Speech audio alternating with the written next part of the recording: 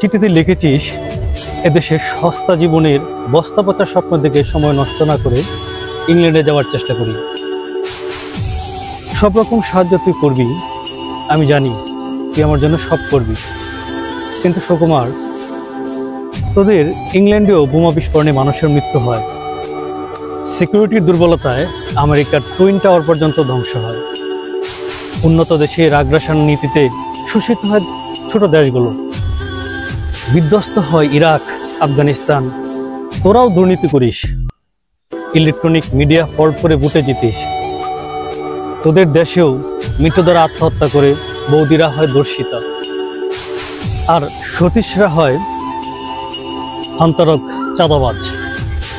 সারা বিশ্ব যখন একই, তখন কি লাভ অন্যদের পুষ্যপুত্র হয়ে বেঁচে থাকা?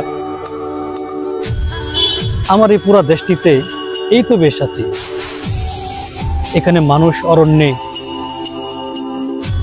আমি মানুষ খুঁজে বেড়াই মানুষ হবার জন্য।